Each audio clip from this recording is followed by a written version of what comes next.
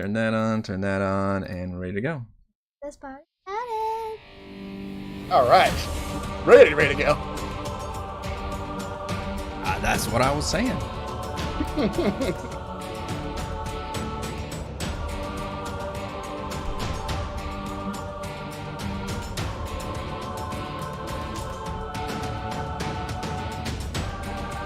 Practically on time. For us. That's right.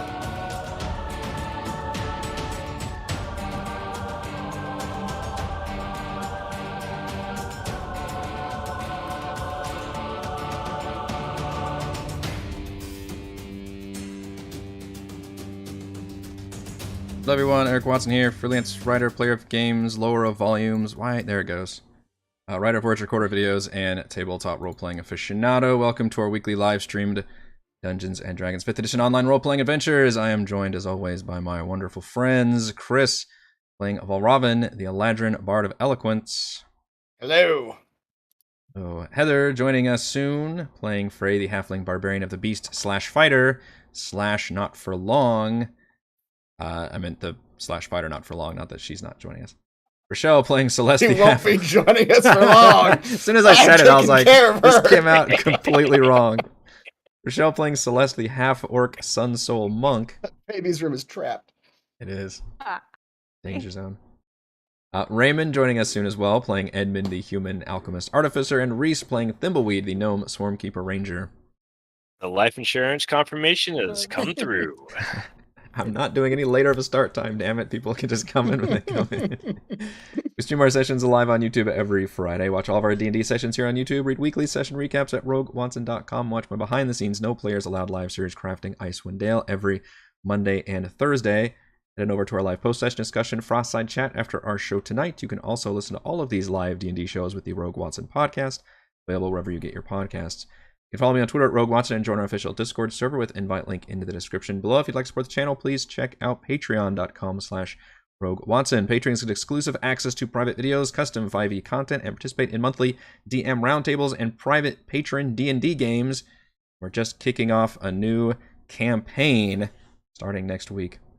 Shout out to new patrons this week: Christina, Corey, Koa1337, just snuck in as of like 10 minutes ago, and returning patron Jam and Clams, all of them at the platinum level. One of the craziest, biggest I apparently need to take more weeks of vacation off because holy crap, thank you all so much. Thank you for supporting my dad. and a shout out from the oldest, Callie, who has baseball practice at 8 a.m. tomorrow morning, so she will not be staying up much later. Previously on Icewind Dale, Rime of the Frost. For our campaign, we use Roll20.net for video chat. We use Discord for streaming. I use Open Broadcaster software with Streamlabs. Our music is by Kevin MacLeod, and our amazing original character art was done by Jimmy McClure. I scrolled too fast. Doesn't that also mean you have baseball practice at 8 a.m.? It means my wife has baseball practice at 8 a.m. I get baby duty. First of all, it's softball. Because that baby wakes up at 8 a.m. like me. Bless her heart. First of all, it's softball. Fortunately, it's also Everybody's up at 8. 8 in the ass to go down. Yeah, I know. Especially after D&D. Bored. Excuse me, Coach. We have D&D on Friday night. Could you move in? That's right. Previously Can't do on it. Icewind Dale, Rime of the Frostmaiden. On the hunt for a dragon, courtesy of the Sky Tower Goliath, the party braved maddening winds and a brutal attack by monstrous flying creatures called peritons, who were feasting on the corpses of the previous Goliath hunting party. Thanks to jumping halflings and flying tigers, the peritons were brought down, but not before several of the corpses rose as undead, frozen corpses, destroying the rest of the peritons before setting their blinding light upon the party.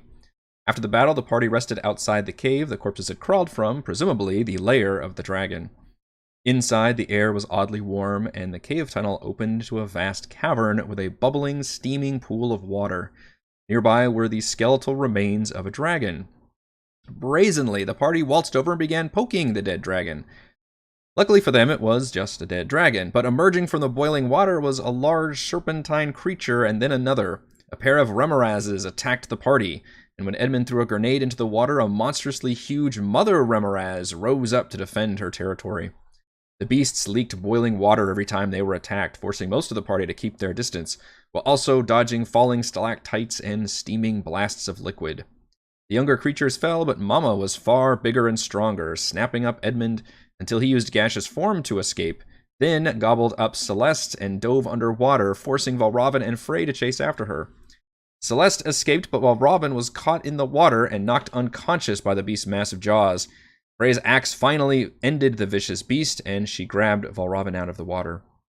The battle was won, and our party made the trek back toward the Nautiloid, bloody but victorious. That was an exciting battle. Mm-hmm. And I wish I didn't. So it's all on YouTube. I'm montaging you all back towards the Goliath clan, where you can essentially report the bittersweet news that you were able to destroy the threat, but in fact it wasn't a dragon, or it was a dragon. You did find confirmation that the dragon was dead. Unfortunately, an even bigger, scarier monster had apparently slain the dragon, but you all were able to slay it. Unfortunately, you did not find any survivors. Mm-hmm. All dead. So go hunt Goliath. And look, man, that's quite racist of you. The chief is upset, but not like, he's not emotional about it. He's like, this is the job that we sent them out for. They died a warrior's death.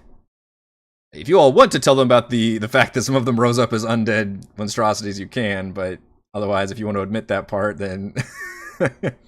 Indeed, you lose some, you win some. I celebrate. That's all we have to say. Yeah. I forget if you guys brought any... so obviously, we were able to loot the dragon's hoard. I don't know if you wanted to bring any kind of trophy back of one of the creatures. A Goliath head? Well, no, God. I think Frey was actually taking... like skinning off tattoos or something gruesome to show. Yeah, but I just meant in terms of the actual creature, just so they had something to show for it. But pop out some dragon teeth. That's true. Yeah, the skeletal dragon was readily available for digging out. Yeah, let's pop out some dragon teeth to show them. I mean, I know that the dragon didn't end up being the ultimate threat, but that's what they care about, because the dragon was the only thing messing with their stuff. That's true. I feel like if the Remorhaz didn't leave their cave, Goliath probably didn't give a shit about the Remorhaz being there. Hard to say. You're not quite sure about the hunting patterns of such a creature, or what would have happened, or how long it would have been there, and if it's territory, like what all would have... Yeah, but you imagine the immediate threat... Yeah, ironically, the Remorhaz might have ended the immediate threat already with the dragon, but clearly having such a powerful creature nearby was also... probably not in their best interest. Yeah. But then he congratulates you on a hunt well done, and you are and he obviously notices how horribly damaged or wounded you all are, and offers the shelter itself as a opportunity to long rest. Indeed. And we have a goat ball game to purvey in the future. And in doing so, you all reach a level up. Yeah, we do. To level up to 10. 10. Yeah, we're getting up to the tier 3 now, the real meat of it. So for those of you, I'm going to step out for a second and talk to the audience. If you haven't been watching my crafting streams, it has been a goal of mine with this campaign to extend the leveling into some higher levels, and also to quicken the pacing of our leveling, because that is something that I think was a little problematic with Tomb of Annihilation, where it just took forever at the lower levels, because that's where a lot of the content was. So, and unfortunately, a lot of these campaigns, they tend to, the campaigns from Wizards of the Coast, run from like level 1 to 11, or level 1 to 12. They kind of stop right when you start feeling like really powerful and really badass. So I wanted to fix those problems by just extending the leveling range up. So yeah, weirdly, and you can see on there chapter 2, like you guys are level 10, still taking care of a lot of the kind of side questy stuff, but this is by design.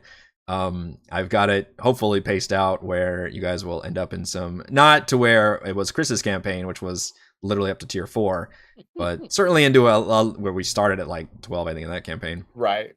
But, at least reach those higher levels and be able to play around with those more fun toys. And of course, I get to play around with more fun toys in the form of way more powerful monsters and crazy things that I will be scaling up most of these areas for. So yeah, level 10 after doing the Goliath. Hopefully you all are prepared to level up. And since we only have 3 players here, we're going to cover all 3 of you. Let's start with Celeste, because we know she's prepared. Michelle prepares for any of us. That's right. What does that mean? It means we give you shit every time it's level up time.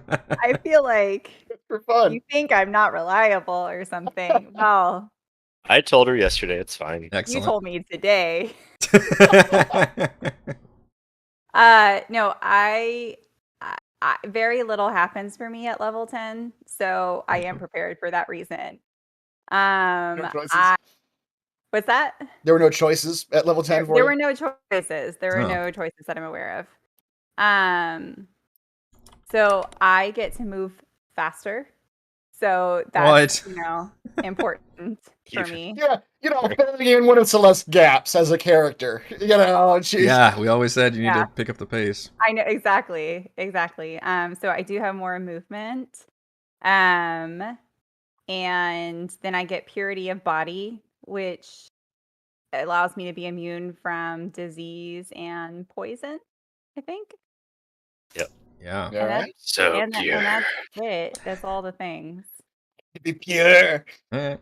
Yeah, purifying, all the things with bleach.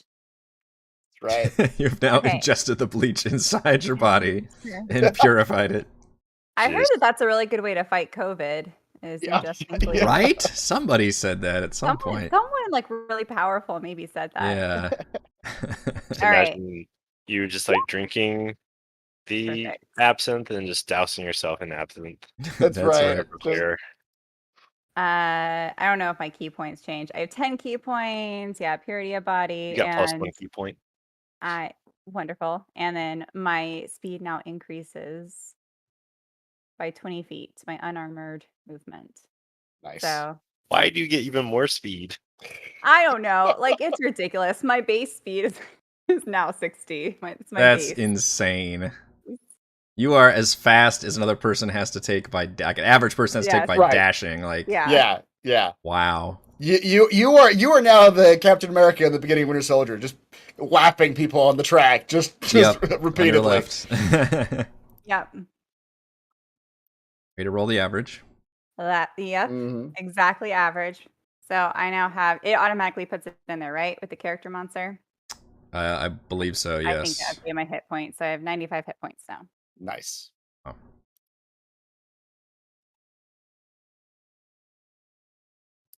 All right. That's well, right.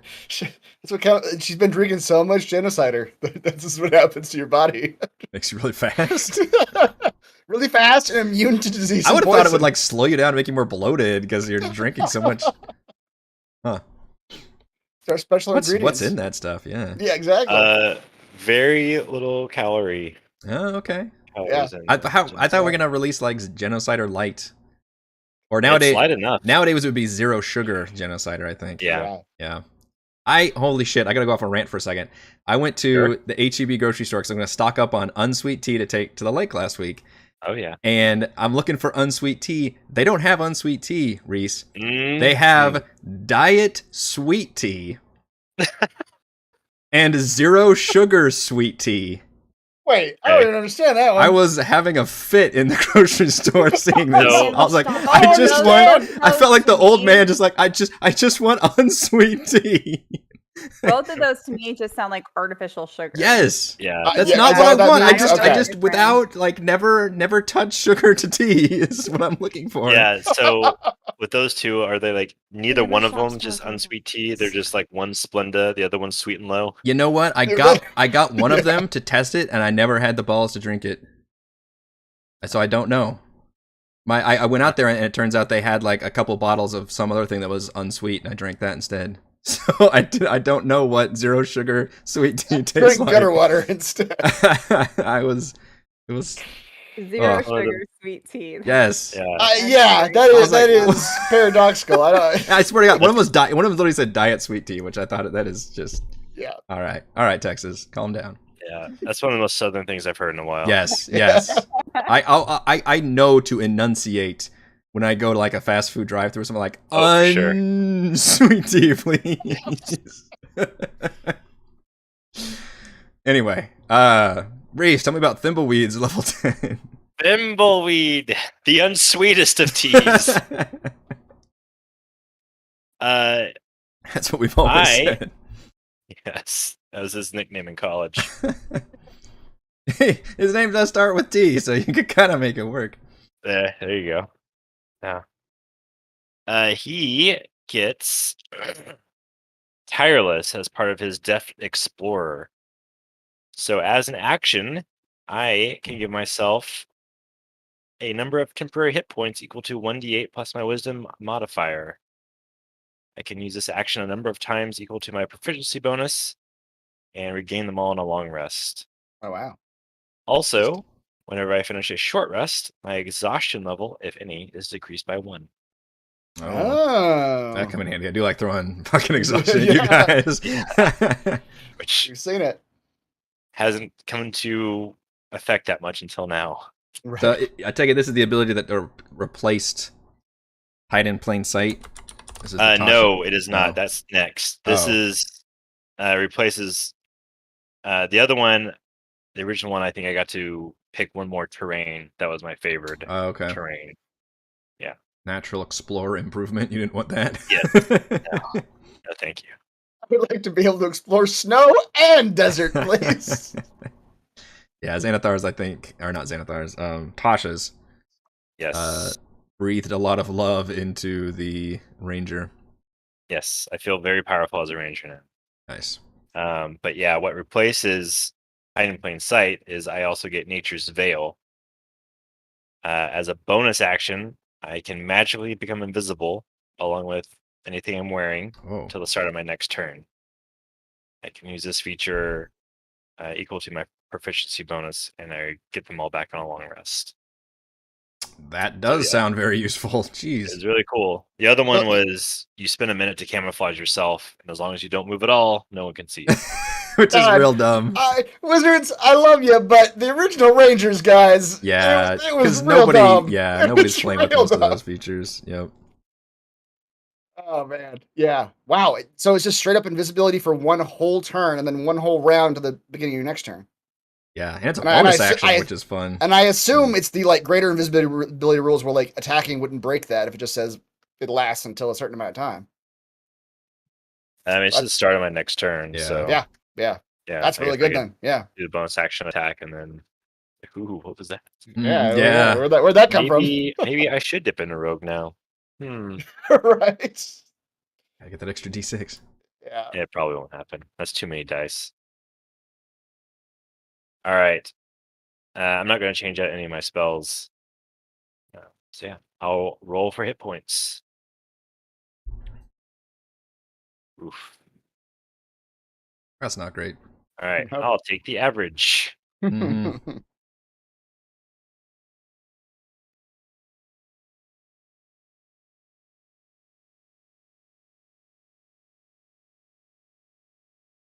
What's that put you at? Calculating. It's loading all the spells in this page.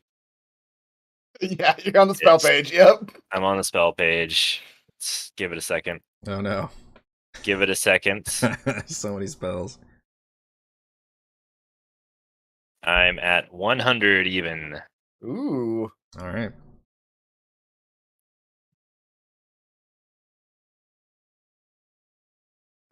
Chris, who has filled out the entire first, middle, and last name Yes, I have. on the top of the character sheet, I thought it was important that clearly you guys know how visible to to spell it. all. I don't think I would have known how to spell.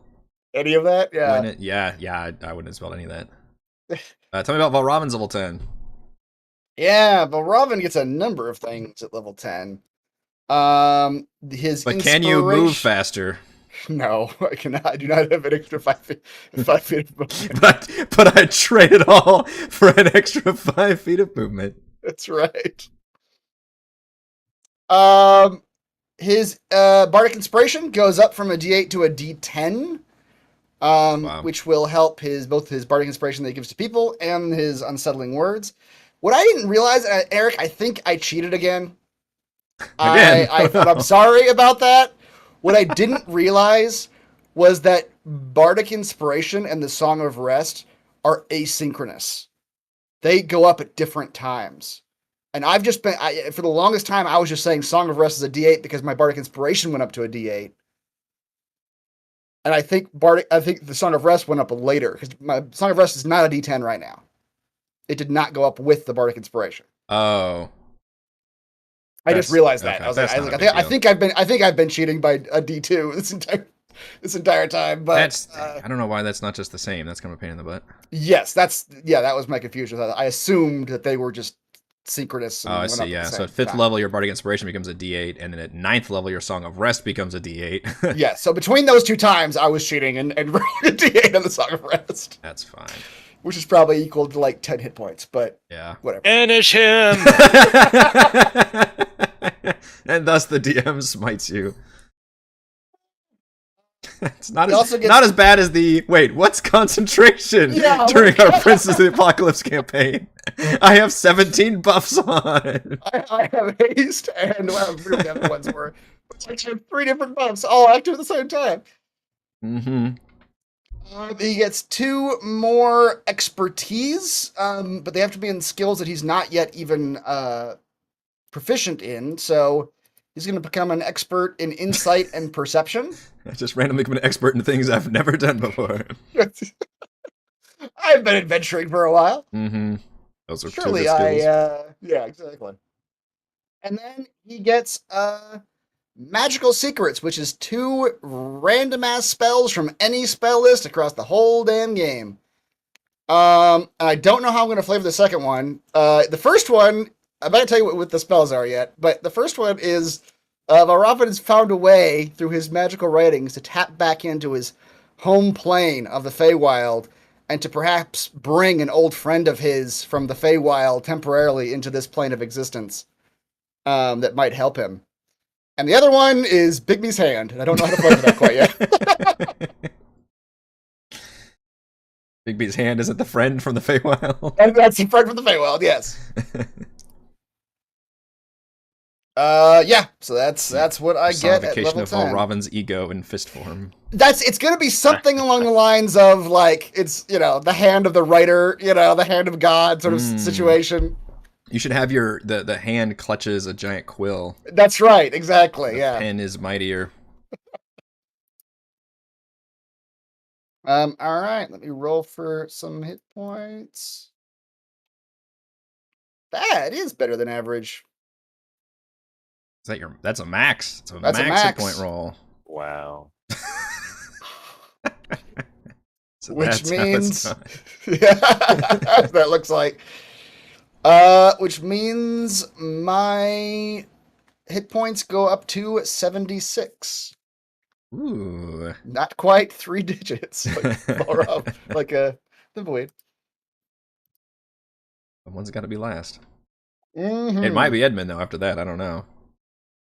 Can't imagine. Yeah, after an 8 roll, that straight up added 10 hit points. Yeah.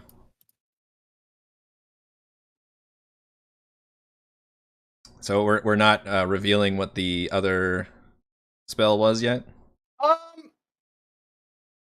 If you want to wait, that's perfectly fine. We don't have to. I do. It'll probably happen. It'll probably happen like at not a very exciting time. But Valravn just tells his compatriots that he's found a way to bring a friend of his from the Feywild into this plane of existence. A friend. A friend from Canada. Shout out to Canadian fans out there. You do exist. All right. Well, we'll have to catch up and level up the others as they arrive. But yeah, you all have seemingly successfully joined the Goliath tribes at least enough to get together. That's not going to be a war. They have agreed to meet and try to meet at a summit somewhere on neutral ground, and try to even maybe hash out some fun games that they can Play get some of done. that goat ball. Play some goat ball, yeah. Do some wrestling. Do I know the goat that was slaughtered? You do not recognize the goat. So many goats. It's a very inefficient process too. When they make the goat ball, they have to go through like 7 goats just to get one little piece. It's really brutal. But for aiding the Goliath tribes, and at some point you all can take the Nautiloid up to Wormdoom Crag and meet up with that half as well. And Kapunuk, of course, is very ecstatic to see you all back alive and to hear the report that you've had for helping the Sky Tower Shelter folks with a quest of theirs, dealing with a giant monster, and just remarks that I knew your blades were strong and your words were stronger. Thank you for helping to heal this rift amongst my people, and now we can all be one people. And then eventually divide up into political camps and squabble, as is the March of Progress. As is tradition.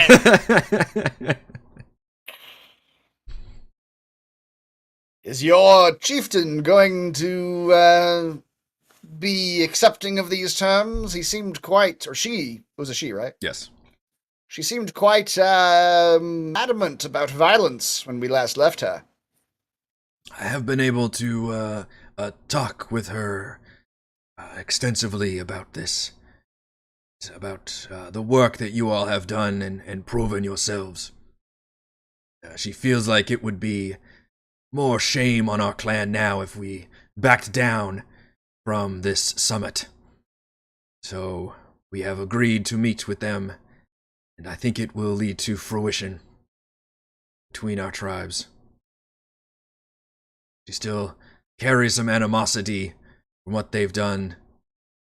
I don't know if I think, I'm trying to remember how much information you told Kapunuk about what you learned. I don't think, I think he didn't know about the information you learned from Sky Tower Shelter's story,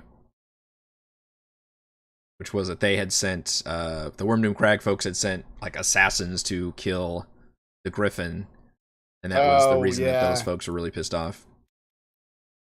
Yeah, I don't think we did share that with them. Because I think what we were talking about at the time was, like, this is, like, the grandparents of everybody who, they're all dead.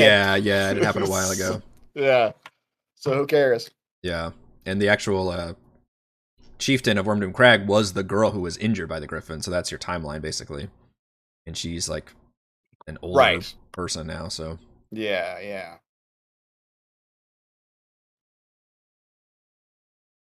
These old animosities will certainly live on in your older generation, but I challenge you, dear boy, to lead the next generation on with cooperation in your hearts. He nods and says, I would rather be out doing what you are doing. Saving the world and everything, but yes, I think this suits me as well. Is that what we're doing? You are saving my people, and a wise person once said, if you save one person, you save the world. That does not sound correct to me. It's just a drop in the bucket, man. A lot of people in the world. Chieftain has agreed to send... I told you, this is why I kill everybody. Hey, Heather's here. Yeah. The chieftain has agreed to send some, many of our own people with supplies to 10 towns to try and help them. It's going badly for all of us. We don't have much to spare, but we in the Dale feel a kinship with our neighbors in the towns. And I know firsthand the destruction the dragon wrought. Yes. Food and your strong hands are probably what they need most, so whatever you can provide them, I'm sure they would be grateful. He nods and Or says, maybe they're racist. I don't know. "What? No, you have a feeling there's a pretty good. You actually maybe even saw a couple Goliaths like in town. Mm. There's nothing like they're very Okay, respected. so it's not unheard of. They're not like yeah, dangerous other out in the right, ways. yeah. It's more rare, but they do come into town, and it's often a pretty because they have like cool stuff they can trade and vice versa. So Okay. and then he, the chiefs, both of them, whenever you met with Sky Tower and then again with Wormdoom Crag, they offer you several gems. Because living in the mountains, they find a lot of gems, and they kind of use that as their. They say they don't have much use for it. They decorate with it, but when they go into towns, they know it's obviously valuable, so they do know it's essentially currency for them. But they reward you all with a nice little treasure trove, in addition to the treasure you got from the Dragon's Hoard, to the tune of 5 agate gems, which are worth 10 gold each, 3 moonstone gems worth 50 gold each, an amethyst, which is worth 100 gold, and a large blue sapphire hanging from a necklace that on closer inspection you realize is magical and contains a swirling mote of elemental energy. And you've actually you've already encountered one of these gems. It was the yellow version, and this is the blue version. You can crack it open to summon an air elemental, as if the conjure elemental spell. It went so well last time. I was just real well. This is such a fun toy to give to the players, because immediately my goal is just to break Reese's concentration, Right. or whoever gets the gem, I guess. Do you need me to copy and paste all that, or do you want to? Please. I did not 80 type. gold each. Probably. And then Heather, we need to level you up to level 10. I don't think you put enough sugar in my coffee. Oh, I put mini scoops. I thought. Did he give you sugar-free sugar coffee? I went on. Possibly. I went on my tea rant. We heard all about the sweet tea, the unsweet sweet tea. Oh my god! I forgot what set me off, but I didn't do mine. He has not stopped bitching about that damn tea. I was apoplectic about it. You're still apoplectic about it. Mm-hmm. Shoving it in your mother's face. Like, look at this. I never did drink it though, right? Like it's still there. Still there. Yeah. I brought it there. It's there to haunt you for every other visit we go on. Somebody's gonna grab this and be like, 0 sugar sweet tea. What is this? Why? All right, so Frey has a rather unique situation this session. Yeah. If you want to tell the class. So, Eric's finally tired of me bitching about the fact that I took a level of fighter that I've hated since I took it at level 6, and we're now level 10. So, with the blessing of the bulk of the group, I have retconned my character to say that was all a dream. the little fairy lights danced, and Frey woke up from a horrible fighter nightmare. Frey would never be anything other than a barbarian, would she? Never. It's not in her wheelhouse. She doesn't know that nightmare is over. It was a long-lived nightmare. In doing the research, we went back and watched that set, which is was it session 34, I think? 34, when you did it? Yeah. And you were so happy then. We were all so excited for that fighter diff. We're like, oh, that's a good choice. That's going to be great. No. I made what was it? Was it just out of curiosity? Was it just that the Battle Master thing never really came up? I remember using it a few times. I think I've used it like maybe 3 times since I've had it. I always forget about the second wind thing. I'm like, just no. Oh, yeah. No. Yeah. It just introduced stuff that you didn't use. Second wind also scales with fighter level, so that's... Yeah, so I'm like, I was over it. And Eric finally got tired of me bitching about it, so he's like, fine. If you can figure out how to get it out of your character sheet, then that's fine. Yeah. So I spent all of 10 minutes figuring it out.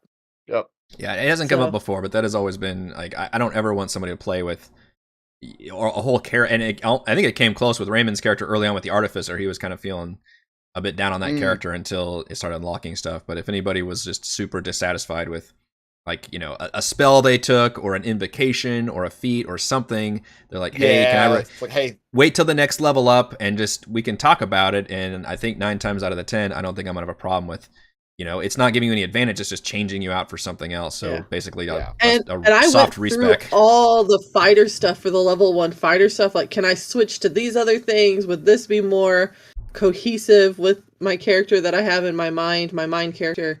And I couldn't do it. I couldn't do any of it. I was just like, F this shit. Frey is a barbarian. That's what Frey is. She is a wild animal at heart. Yep. So I technically have to do 2 level ups. Because I'm only at barbarian. Yeah, all the fighter stuff is minus, including the hit points that I earned from it. Okay. All of that went through. We did all the math to make sure I removed all the hit points, and I removed all the different little fighter pieces, got rid of the different stuff. So technically Frey right now is a barbarian level 8. So I need to do 2 level ups to meet the same level as everybody else. How are you able to take it out of the Character Mancer? So if you go into the gear icon on the left-hand side, there's a little box that has the subclass features on there. So if you uncheck your subclass, it'll take it off of your character sheet, and then you have to physically remove all of the other pieces. But it won't show on your character sheet anymore. So it won't count for leveling or anything like that anymore. So according to the Character Mancer, I am a level 8 barbarian right now.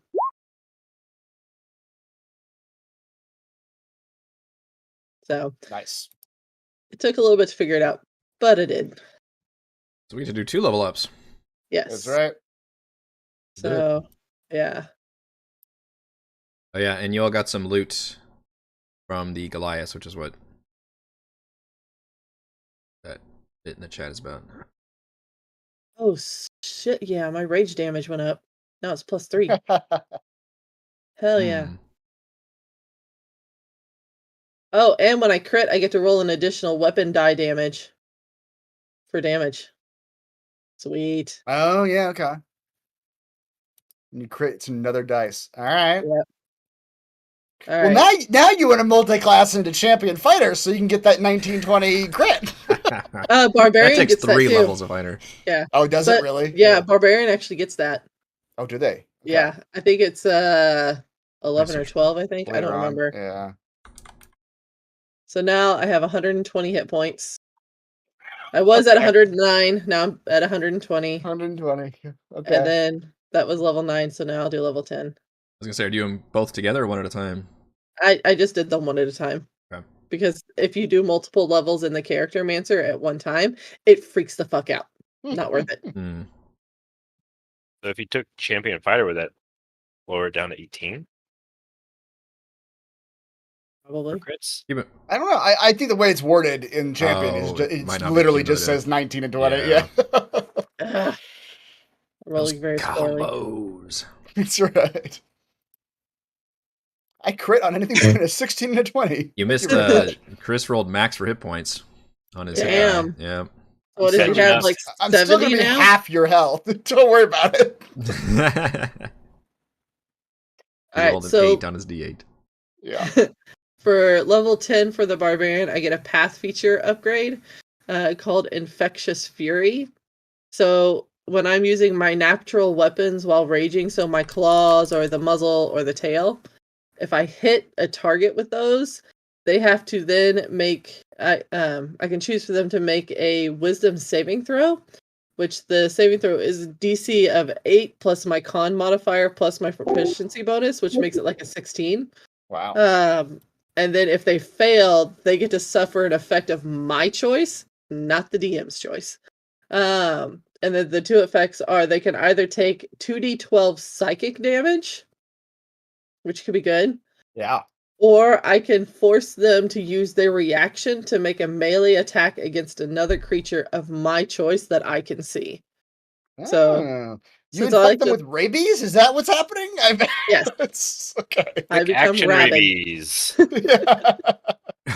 And I could use it and the up to my number of times equal to my proficiency bonus, and they come all back on a long rest. Okay. Wild Raymond has Okay. appeared. That's right.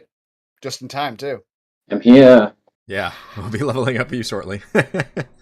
And so now with my excuse me, hit point increase again, I am 131 hit points. My goodness, I think that is twice. It is twice. Just about twice. Nice. Wow. I'm a very beefy halfling. I am this big, but I'm all muscle. And I'm gonna have to put more sugar in this tea because this coffee. Yeah, love you, honey, but no. Fair. You gotta go through Raven's level up anyway. Yes, I am. How All many right. temporary hit points do we get from your All bard right. stuff? That may have changed. Let me check. From my inspiring leadership, you mean to say? Yeah, your bard stuff. Give me the bard stuff, man. The bard stuff. Level plus charisma modifier, so 10 plus 5, 15 now. 15 temp hit points. That's all your inspiring leadership's worth. All my inspiring leadership is worth it.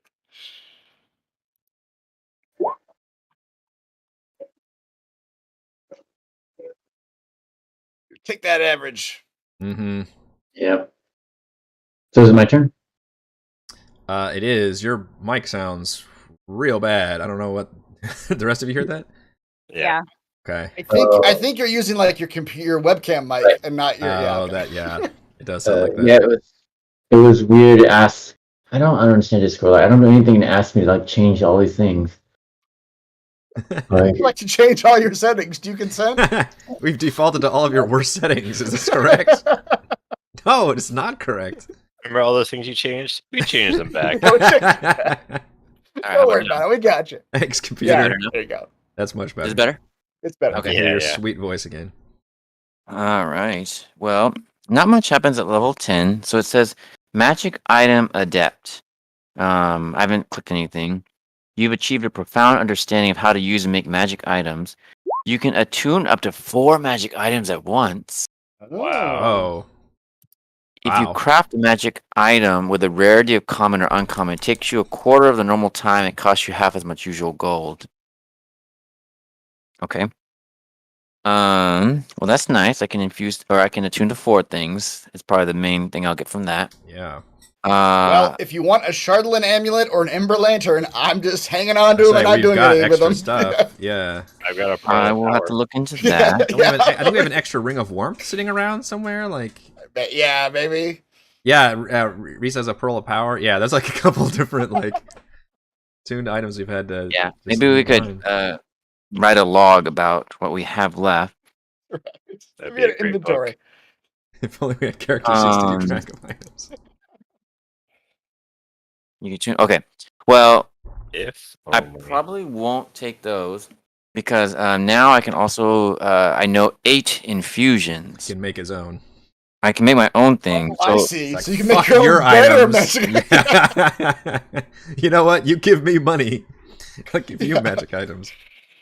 So the things I've had that I've made, the Boots of the Winding Path, y'all remember, it kind of lets me, backtrack. Yep. Tracer like thing? Tracer. Yeah, yeah.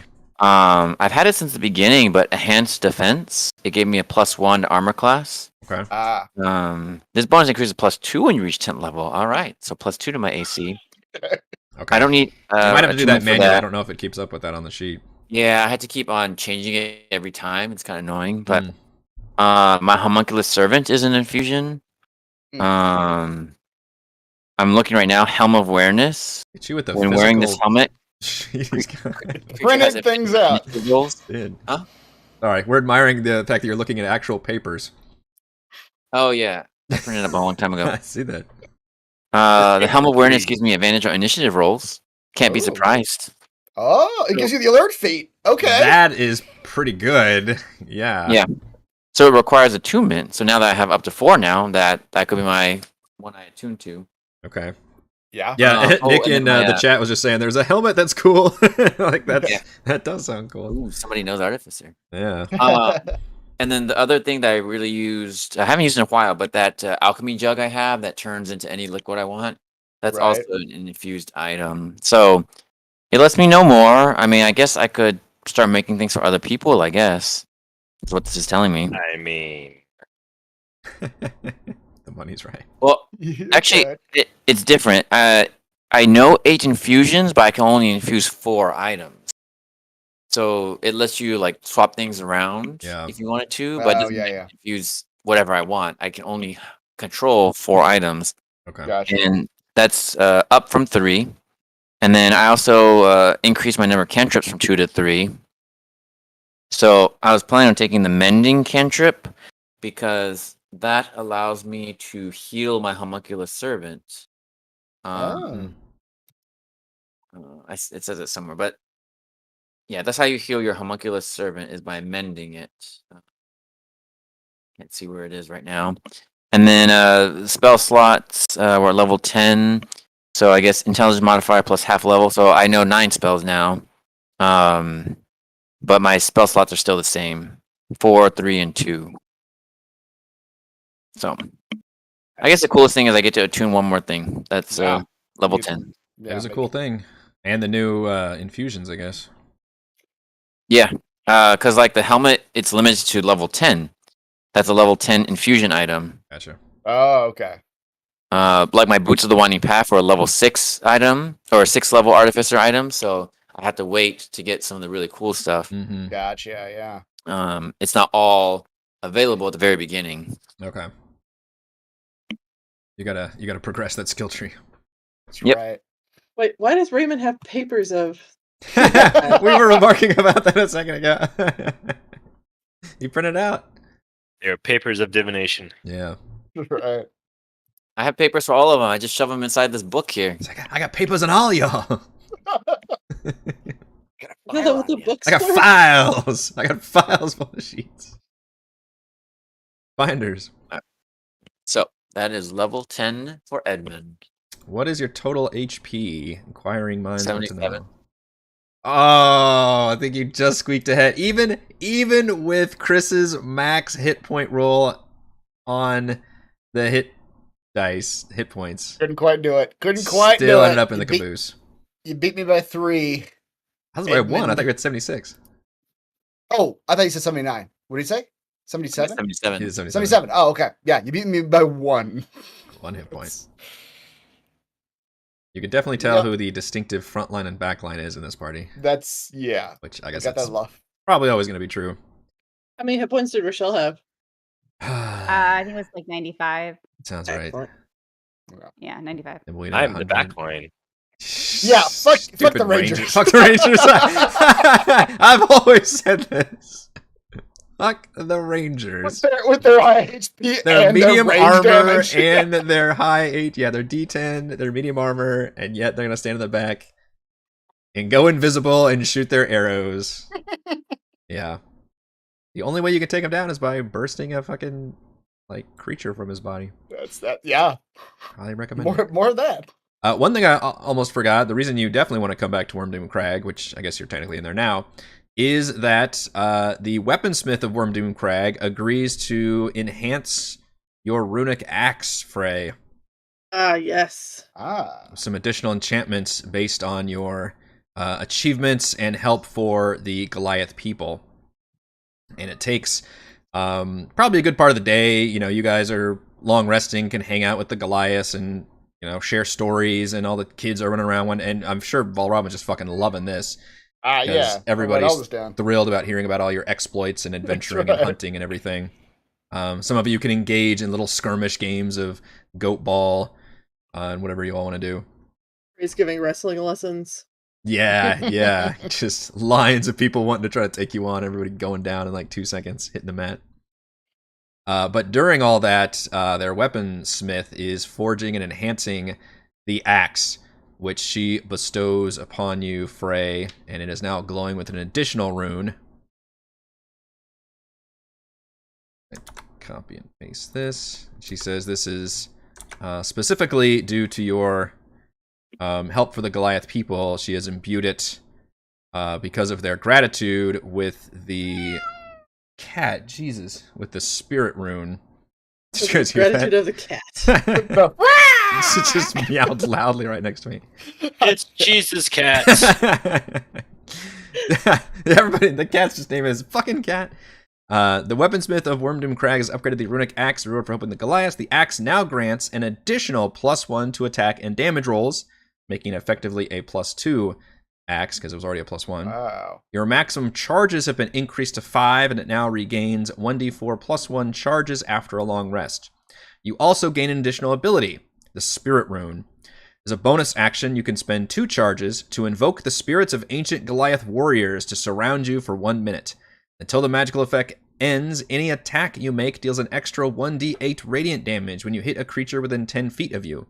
Any creature that takes this damage can't regain hit points until the start of your next turn. In addition, any creature of your choice that you can see that starts its turn within 10 feet of you has its speed reduced by 10 feet till the start of your next turn. You must maintain concentration on this effect as if concentrating on a spell. Sweet. Yeah, your little ghost army to help you out. Mm-hmm. It's just like, it's Frey, giants. That's right. Yeah, they're like 3 times as tall as her. Yeah. Yep. That is the second time that Axe has been upgraded now. It's like the meme of the little tiny tiger cub, and you've got the giant tigers behind it. That's right. Yeah. So yeah, you'll have to add all those upgrades and abilities and things in there, but I've added it to this magic item. Sweet. Yep. All right, so I think your business with the Goliath is finished. Right, Chad. So? It's like a spell, but it's not a spell. Yeah, she can still rage while doing it, is the intention there.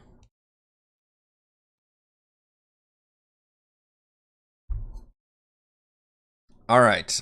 Yeah, so you guys can climb back in your Nautiloid, and I believe we decided that the Lost Spire was the next destination. That was the closest one that we Yeah. had business at, right? At this point, you guys have 2 quests left. Yeah. You had a whole bunch. We were in the open world section of this game, and you have pretty much wrapped up everything except the main quest, which is now in Revel's End, and the Lost Spire of Netheril. So, as a previously on reminder, the Lost Spire location was gained way back when you first went to East Haven and you saw they were executing somebody, like literally burning them at the stake, witch style, and wondering what the hell's going on. And then they told you the story of how they found this wizard and arrested them and burned them because they were thinking all the wizards were causing the problems around here with the permanite. And then all they found on this person was a pamphlet that they had just picked up somewhere that you could buy in 10 towns, but written like cryptic coordinates in the margin. And it took Edmond a number of days to decipher where these coordinates were, and that's where you think they're from. And I believe, let's see if I know who that was. Yeah, it was the Dazan dude, right? Yeah, this is this one. Yeah, source Dazan's book, yeah. The book found on Dazan when he was captured in East Haven was a simple travel guide of 10 towns anyone could purchase in general store. However, a series of coded messages was written in the margins. After some work, you deciphered the messages. They are coordinates to a location in the tundra about 20 miles northeast of Caer Konig. The writer refers to the location as the Lost Spire and includes the word Netheril and the importance of remembering where it is. And Dazan was one of the members of the Arcane Brotherhood who had been there with Avarice and Valen, and they all kind of split and went their own ways, and he had taken an adventuring party up to the mountain of Kelvin's Cairn, and that adventuring party, which was part of where Frey got her axe from the Goliath in that adventuring party, had all died either from just creatures on the way or by even his own hand. So we kind of led them to ruin, and then he went on and supposedly found this location, but you're not sure why he ended up in East Haven. and summarily executed, so you're not quite sure what the story is there. Also, as you guys are traveling, Edmond, after that long rest, you awaken to find that you have a disturbing tingling sensation throughout your body, and you see black lines have kind of started emerging from under your skin along parts of your flesh. And Kill him. I told you not to take those drugs. You gain a new trait. Prolonged Chardolin exposure, stage 1. Oh dear. You have disadvantage on charisma saves when handling Chardolin objects. These effects cannot be cured or removed by normal or magical means. If all contact with Chardolin objects are physically removed, the stages will be reduced by 1 every 24 hours. Oh, he nerfed you. What am I touching? You have a number of Chardolin objects that you have been using or have been attuned to, I believe, over the time. I hate The to be one of balls those of people. binding? Yeah.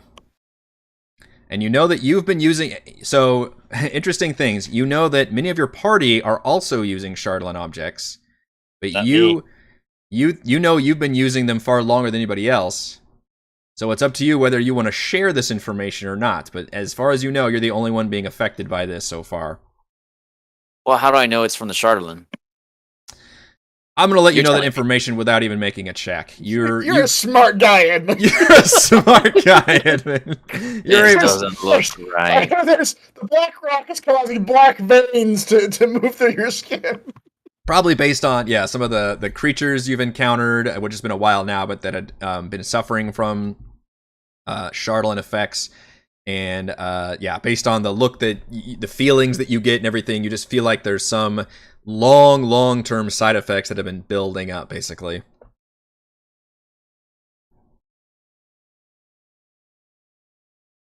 Feel like this is making me a little crankier. Like I can't talk to people as well as usual. But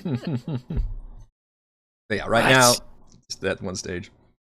Well, no, the thing you said though was just when dealing with Chardolin though, right? So it's not really charisma in general. It's just when resisting the effects of Chardolin. Right. So the idea is, if you recall, all those Chardolin objects, whenever you missed with them, or if somebody else made a save against them, or basically something went awry, you had to make a charisma save to avoid the madness penalty. This first stage says you now have disadvantage on that save. I see. As long as I make the hits, I'm okay. Correct. Yeah, stage 1, not so bad. Yeah, not too bad. I wonder how many stages there are. Are you going to share this with the team? Because Chris is realizing that Valravn has been wearing a giant fucking glove of Chardolin for a while now. Well, I'm not quite sure how much time it's been, so I need to observe my party a little longer. All right, yeah. And figure when the black His line official medical appearing. advice is wait and see. Yeah, that's right. Let's see how long it takes for the effects to go in. Yeah, it's not that serious right now. Just wait and see. Yeah. Come back when it's worse. Take 2 of these and call me in the morning. Come back when the I protruding know- veins have reached your shoulder. Right, if you grow Right. an extra arm or something, then it might be a problem. Would you be able to tell us who the next longest person is? Is it Chris? I'd have to do some research on that. He's got the gauntlet. Yeah. Heather's got the crown. That's Yeah. true. Thimbleweed's got a slew of arrows in his pocket for a while. What? Yeah. But he was out for a period, and then he got some more. Yeah, so, That's true. I mean, Celeste doesn't have anything. She is purity of body, I believe we've already said. She's pure. So pure. I feel like the gauntlet and the crown at the same time because we got it from the same guy. Right? We got it from the king. Yes, I'm just not sure when they were attuned. I know Chris attuned, or Valravn attuned to his gauntlet immediately. I don't remember how soon Frey It's just a minor attunes. detail. Yeah. Yeah. I feel like it's probably almost the same time. It's probably pretty similar. Out. Yeah. I'm not going to tell the party. It's good.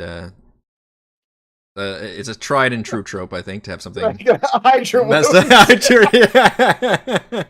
Hide the zombie bite marks. That's right. That's right. It is a Fun. true scientist who sits there to observe the world around him to make unbiased opinions.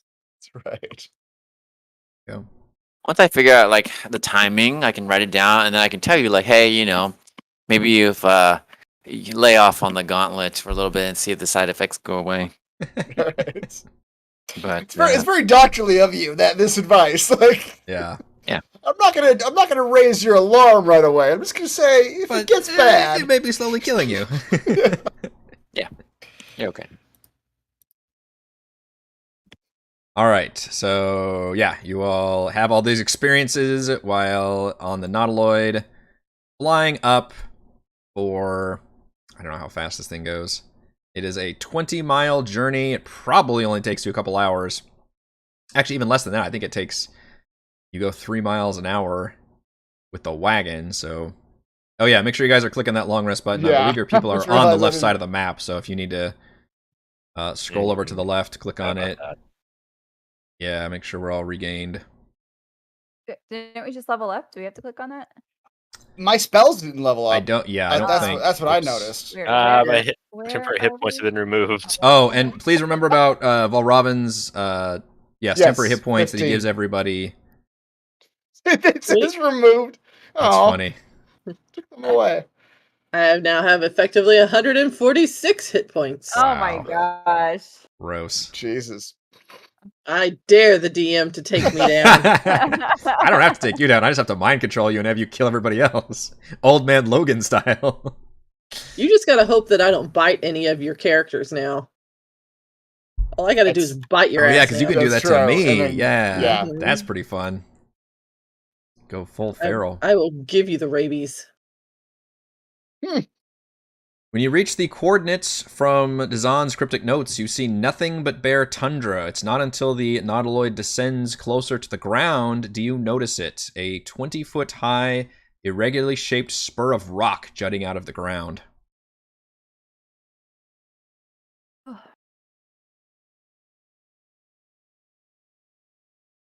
The end. Oh! How tall does this thing look? I You believe said I that just said now, a didn't you? 20-foot high. That was one of the few details I gave you. Yeah, I stopped reading about halfway through the paragraph. Yeah. Wait, we were supposed to read a paragraph? Crap. I didn't do the homework. I'm already out of coffee. Set her down next to the spire, Mr. Astute. This is not the exact picture, but this is a pretty similar... this is obviously probably bigger than 20 feet high, but I thought this is a kind of a random picture, but it looks similar to what you're dealing with. Oh no, not into the spire. Yeah, exactly. Crash land. Yeah. Impaled. Would it be beneficial to do a really cool slide down this spire? Why use my not? axe. Use my axe as a snow thingy. A snow thingy. I'm No, from Texas. We don't sled. have snow, okay? Yes, that. Two people. We got a lot of snow last year. Yeah. But Use a yes, laundry basket. yeah, that's the best choice. Laundry basket and stairs is what we do now. You all can obviously set the ship down. It's normal weather conditions out here.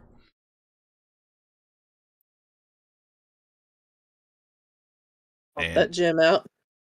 yeah, assuming we are popping out. Did anybody have to do any long rest stuff, by the way? I know Edmond does like potion shit. I'm trying to keep up with all of our stuff that we do. Mine is just the 10 hit points. Everybody gets 15. Yeah. Remember it. I rolled Right. for more temporary hit points. That's it. Oh.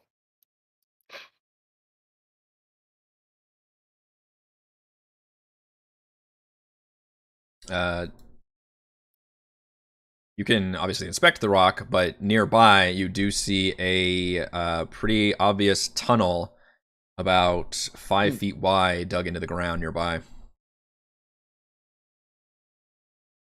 This is the location that we have for the Lost Spire, right?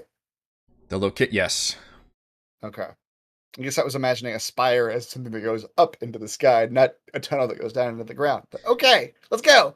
Yes, all of this is very strange. Okay. Like I said, there's some kind of rock jutting 20 feet out, but otherwise there's a tunnel in the ground. Yeah. Here I we go. suppose. Yes, I suppose there's nowhere to go but inward. The tunnel looks pretty steep. I'm not going first. Careful, it's steep. Khaled. I'll go first. Okay. Without any kind of magic or anything, it would take a athletics check to scale down properly, as it looks like it drops down quite the winding little chute for a distance that's hard to tell because, again, it seems to like bend at angles. Oh, it looks like a slide. Yeah, but not a fun one because of the rough, sharp turns and angles. I mean, if you want to slide down, for sure, but It's one of those metal slides with screws sticking out of it. You know, the not fun kind. not fun kind of slide. I mean, Well, good thing I can fly, That is a good thing. and I'll do that and hover my way down. All right. With a flying speed of 10 feet, it's very hilarious as you slowly descend through the slide, hovering your way down. as he does that, he just see Frey going. Whoosh. Oh, I'm going. All right, give me I'm an going. give me an athletics check, unless you're gonna rage and do your climbing thing. Carry me to victory. Oh no, she's legit like just using something as a sled, and she's going. Slowly now. Careful. Yeah, just sliding past you. Slowly hovering. You Watch said out, Frey. athletic? I haven't been down there yet. Yeah, give me an athletics. Okay, that's a plus Yeah. 10. Thimbleweed's very carefully and just zoom goes Frey. I rolled a 13. Got a 23. All right, it is very fun for you. Just careening around corners, just nothing but tubes. You don't go that long. You feel like you go to maybe like 2 stories, so probably like maybe 20 feet total down, and it eventually kind of curves and spills you out, and pretty much Thimbleweed goes down just maybe a few seconds later. And the craziest thing is, it is lit down here as it opens up into what appears to be an upside-down room, the contents of which are coated in frost. Across from the tunnel is a wooden door that's flush with the ceiling, which used to be the floor. The door is ajar, and flanking it are 2 identical stone statues that hang down like stalactites. And across from the statues are sconces with upside-down flames magically burning in them. Let's fuck with Valravn. He's back at the top. Indeed. Do we make it sound like we're dying? Or what should we do? That's a pretty funny idea. Cobras! So, so again, this is like a slide of. Is it like a slide of snow, or what is this slide made out of? Very hard packed snow and ice. And it looks like it would be quite painful if it would require an athletics check basically to make it down without injuring yourself. Okay, now here's what I'm gonna do. Mhm.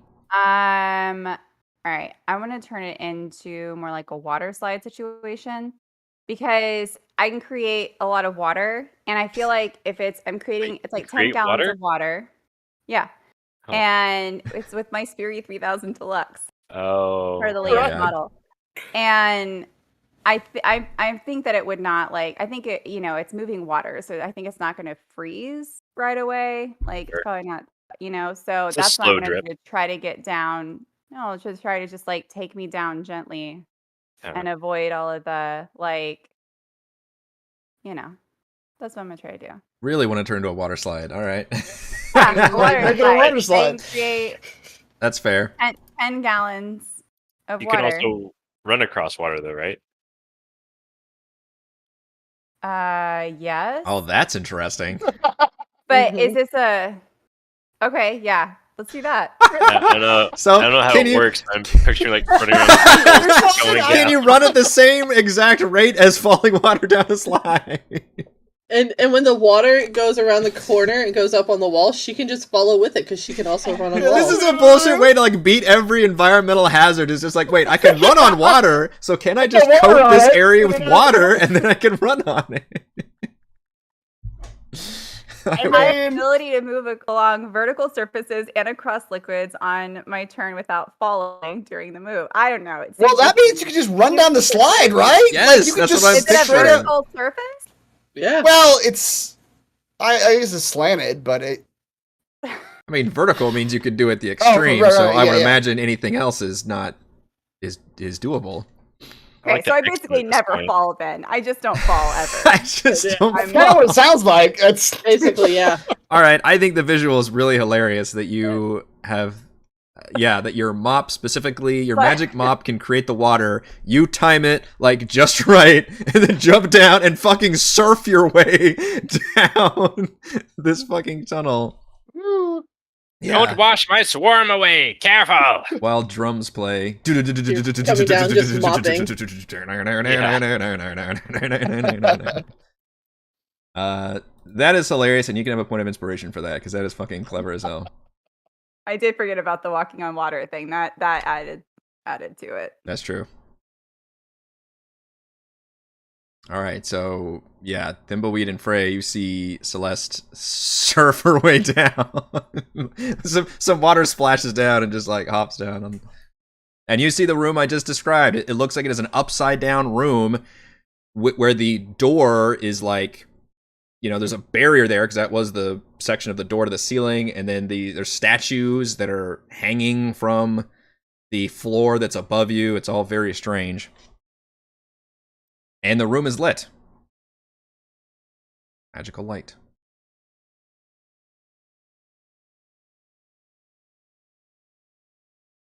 So how should we fuck with Valravn? I've seen 3 people now go down using their own special abilities, or I guess Frey just jumped, but that is, her heedlessness is her own I special was gonna ability. say, So. her reckless confidence is her special ability. Yes, but you haven't heard us land. Yeah. Jump, Valravn, jump. Do I think this slide like twisty in terms of like I can't see Nuts. down at the bottom? There's at least one twist. There is to at it. There's least at least one there's twist? at least one significant twist where you cannot see the bottom. Correct.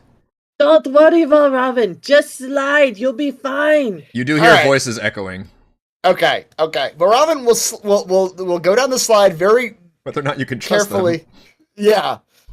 Exactly. He's very nervous. He's a little like, There's no poison 100-pound spikes down soaking here wet at all. kid Yeah. at the top of the SeaWorld slide. Like, am I gonna die right now? But he will be prepared if he sees any like danger, like turns that he's gonna hit or anything, to misty step farther down the slide if he can. Okay. That's all he's got in terms of getting around dangerous environmental hazards. Sure. All right. You can go down the slide and give me an athletics check just to try to hopefully balance yourself and make it down without injuring anything. But Yeah, they should use Misty Step. I You'll be will allow you to fine. use Misty Step if you wish to after this roll, because you'll have enough Probably. forethought. Probably. You start immediately. You get on there very good. You get the arms crossed and you kind of lean Yeah. back and you go, and immediately you're going head first for some reason, just hurtling towards a wall, spinning uncontrollably. one little like lump of ice, and I just fall forward and splay out on my stomach. It's not a pretty picture. Ah, we got him. Defeated by a winding tunnel. Now he's injured for life. His only weakness. Physical requirements.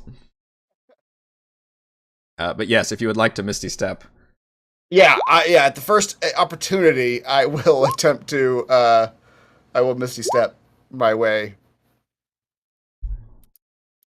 All right. I will allow you to time it like right when you think you're about to hit a slam into a wall and black out. Yeah. You look ahead and kind of see just very vaguely light spilling out and maybe like the back of Celeste or something, and you immediately like blink out and then reappear just like right behind her, just like upside down or something, and just collapse. Coming out of it in a tumble because he was Yeah. just... Oh, this. Yeah. Does the same inertia rules apply? He's just like hurtling right. forward. Yep. That'd be actually really jarring if you teleported while falling or moving, and then all of a sudden stopped. I imagine That would be weird. you'd feel Yeah. like just slamming against something. Like, ooh. Mm-hmm. Edmond, you're the only one left who still remains What are on we top. doing? We're sliding down a slide. You're sliding down a slide. Some of you well- are doing it more than others. All right. Okay. Looks interesting, I guess. I was trying to see if I had any cool items or anything I could use, but Mhm. yeah. So what am I rolling? Athletic? An athletics check, yes. Which potions did you end up with? I saw you doing that. Yeah. 5 and 3. So resilience, +1 AC for 10 minutes, and flight. So Nice. Well, that would get you down the slide if you wanted to do that. Yeah. That's how yeah. Thimbleweed did it. So I was looking at all my stuff, and there's a cool item I can make. It's going to replace my boots, actually. I just can't remember how many things I'm attuned to. Maybe you could message me real Everybody's a quick. 3 right now. I know that. You mean to don't pull know up what which they ones are. you've got? I'll have to figure it out. Well, I can make. Whoops. Attunement, yes. Winged boots. I can make winged boots now. Oh wow!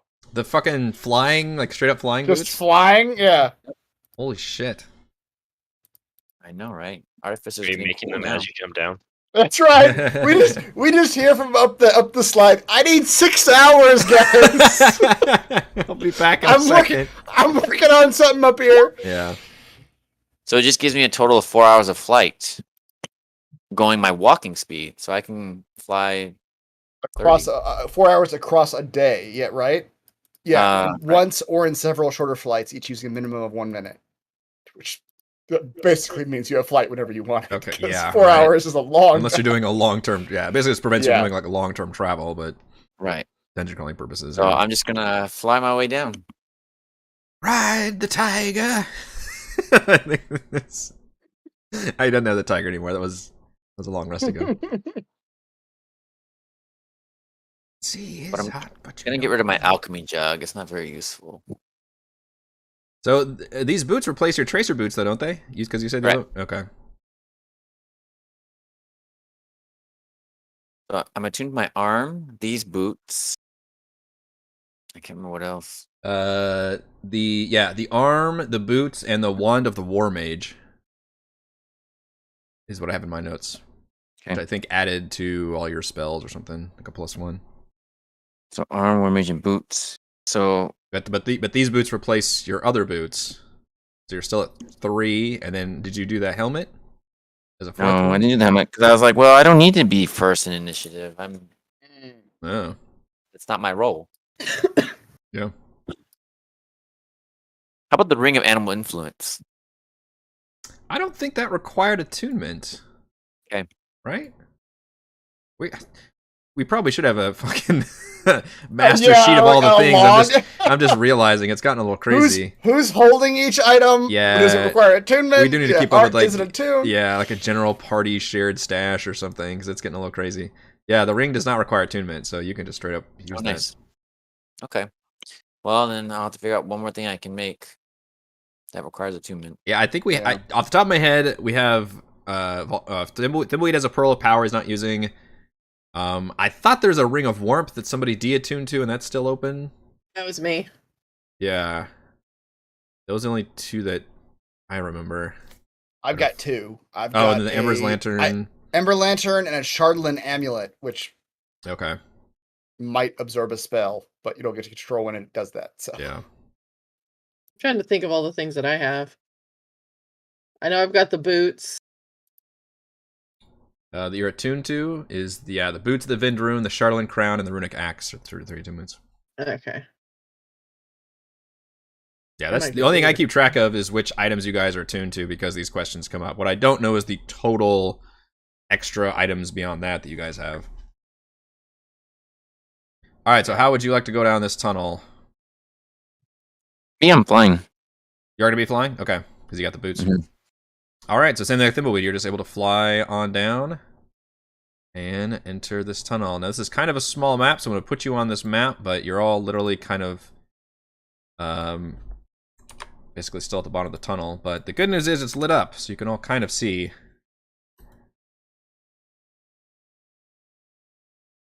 We're just in a tunnel right now? Well, you're kind of at the entrance to the room, but the map is so small, I had to kind of kick you guys out to the... But you can start moving forward if you want. Frey already stepped in there, but... Okay. Yeah, so the room, the floor is the ceiling, and the ceiling looks like the floor, so the statues that you see on the map are actually coming out of the ceiling, which is the floor, and then there's the door. It's about a 12-foot tall room, so the door is probably 8 feet tall, and you would have to like climb up the 4 foot of wall to even reach the top of the door, which is hanging upside down. If only somebody could climb vertical surfaces. It's gonna show off all of the environmental hazards that you scoff at. What are they statues of? I have not told you if you would like to check out the statues. I would like to check out the statues. Okay.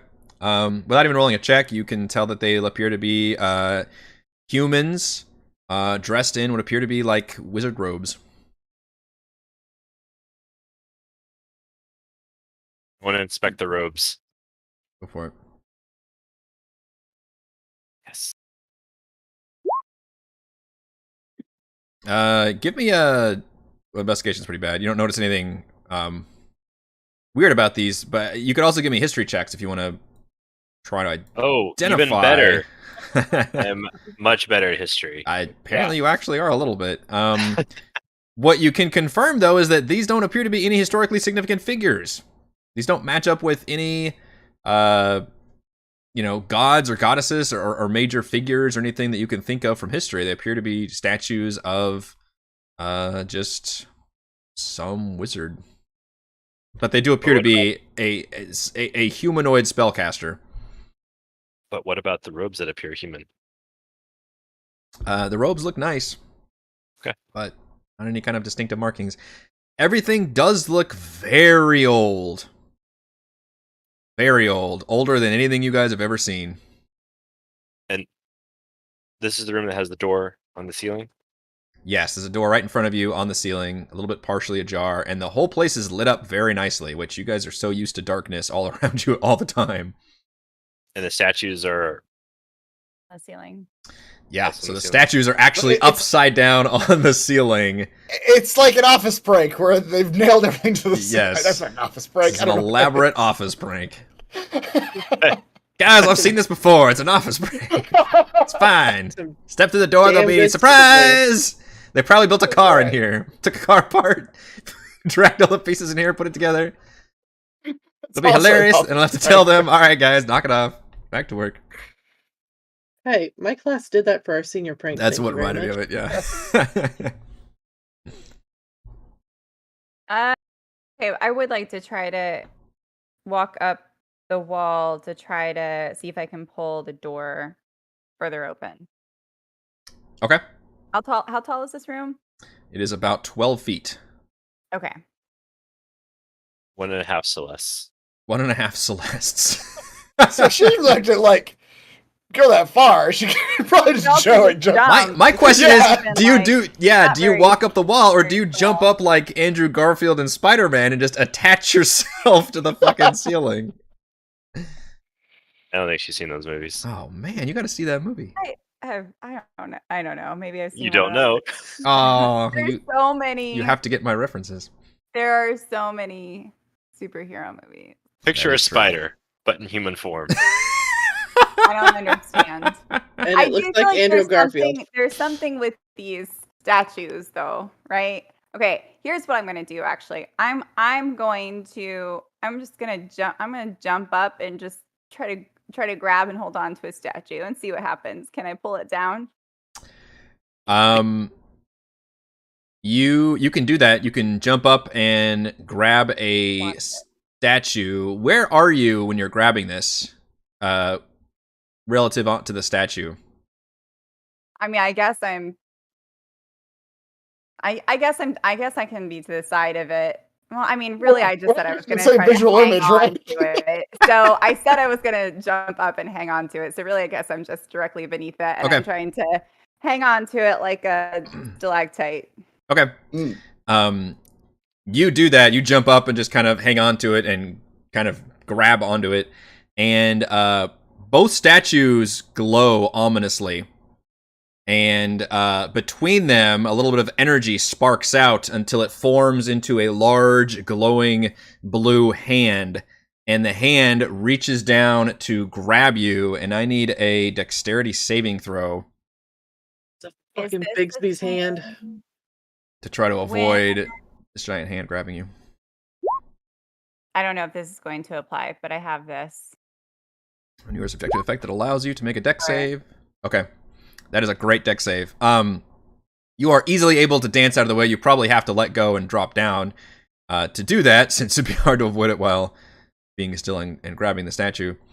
But you basically drop down and you see the hand try to close around you, and then as you drop down, it just kind of sits there for a second, and then it releases, and then it kind of does like a pass around that little area, and then it dissipates. And then both statues stop glowing. Anyone else getting like images of Thing from the Addams Family? Just like Yeah, like walking around.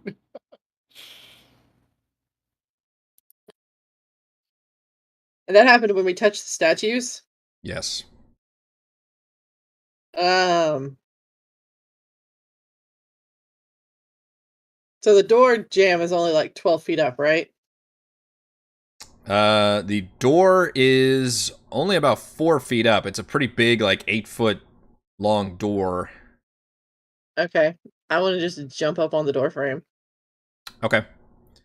As you do that, obviously you got to move here to be able to get to the door.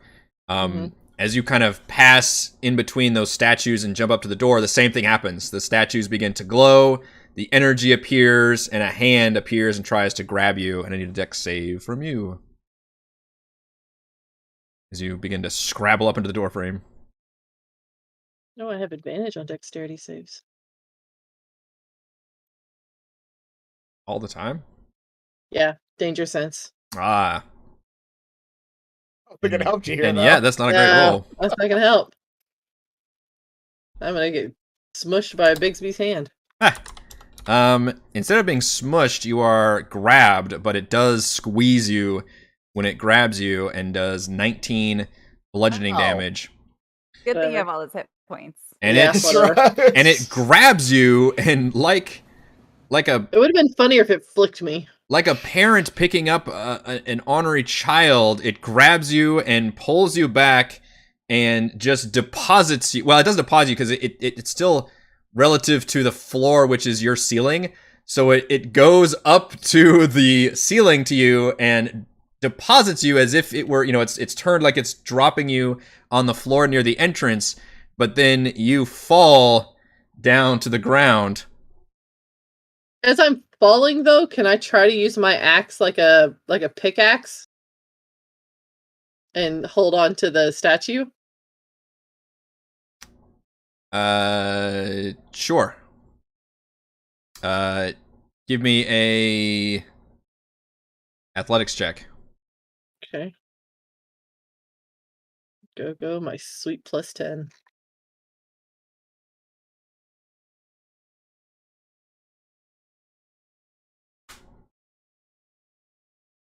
Okay. You're able to hang on to the statue, kind of like this maneuver where you're literally like dangling, but the axe is kind of caught on there. And then once the hand does that, it then does its, kind of retracts back to between the statues, and then it dissipates. Okay. Can I see where like the magic is originating from here? It appears to be coming from the statues. Okay. Both statues? It looks like they're both working in conjunction. Oh, interesting. Okay. Well, if this is an effect, this will work. Valravn is going to try to pull out his book and begin writing some things about these magical statues. Mhm. And at the end of it, he writes, and after years of operation, millennia perhaps, of guarding this doorway, suddenly the years finally caught up to the magic, the arcana that was powering the machines, and the magic faded away. And he's going to try to dispel whatever effect this is. Okay. That looks like an effective tactic, but it is higher than 3rd level, so it's going to require a check on your end. Okay. Whatever ancient magics this here work? was pretty advanced. Spell 10 plus casting the ability, spell's so it's- level. So it's just a charisma check, I guess. Make an ability check using, yeah. Oh dear. DC 10. What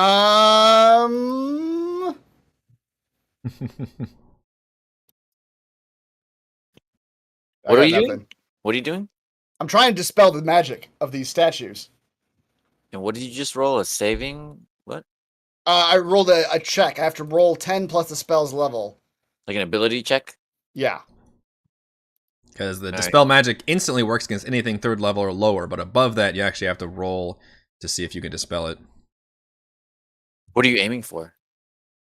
The magic, the spell He itself. doesn't quite know the number, Oh, right. but you know it's got to be at least a 14, right? Because It's got to be at least a 14. yeah, but you're not quite sure what the exact My number guess is, if this is the spell that I think it is, because the spell I just took, it's a 15 I'm aiming for.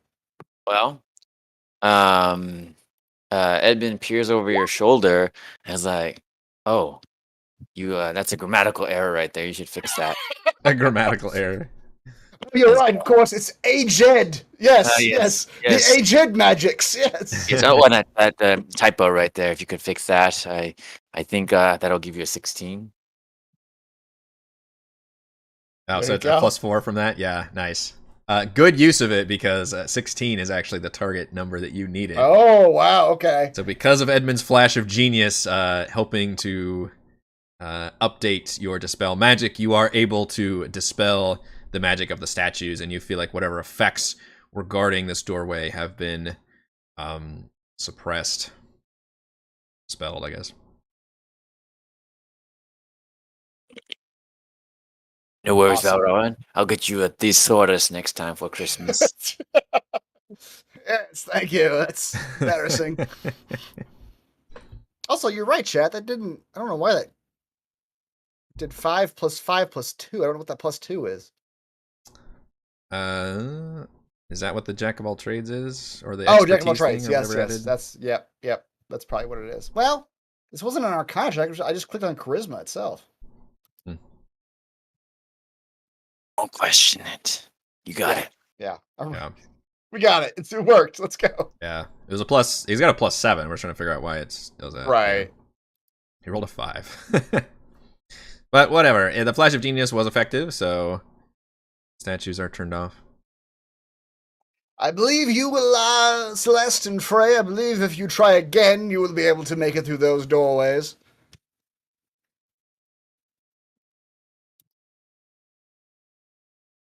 Nobody trusts you. Yeah, You have to That's prove fair. it yourself, Valravn. You go first. I have to Go. climb the wall. I'll go. I don't know if I can best. I'll this make one. I'll make a leap from where I am on the statue. Okay.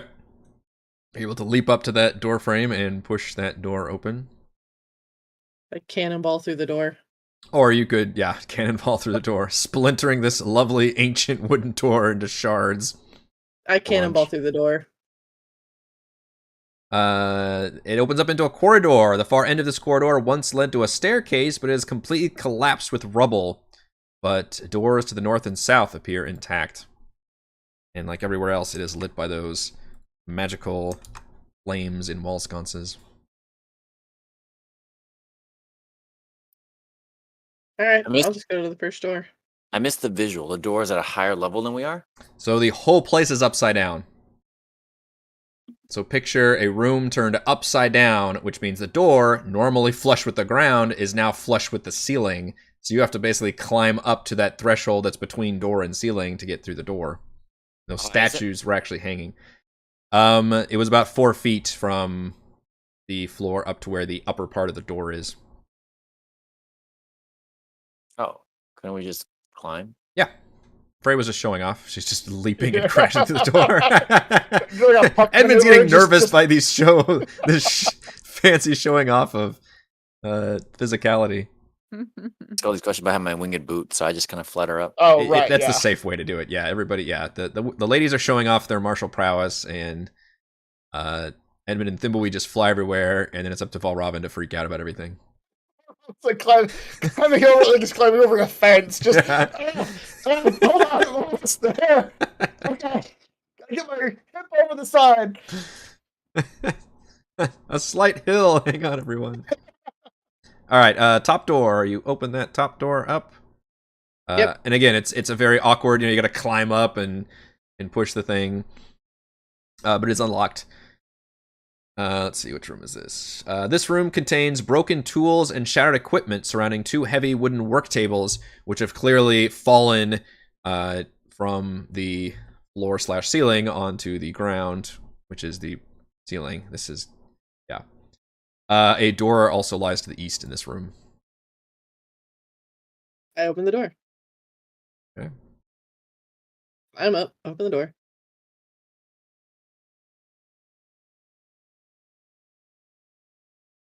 The floor of this room is covered with shards of glass, frozen pools of spilled liquids, and the wreckage of 2 cabinets.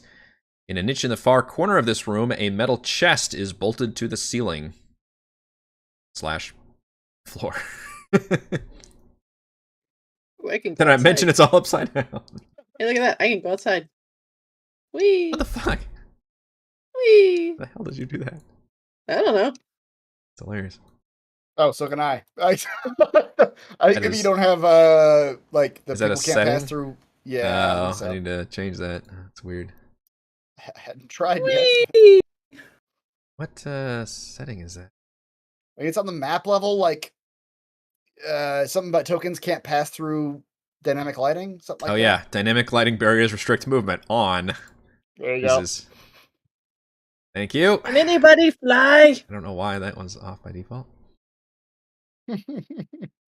Hello, can anybody fly? Yes.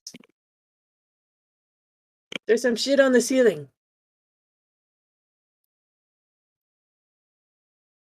Where? Here? And where I am. Yeah, so this room appears to be a wrecked workshop, and then this room is covered in shards of glass and frozen liquid, and then on the ceiling, bolted to the ceiling, is a chest. I'd like to investigate and make sure it's not a mime.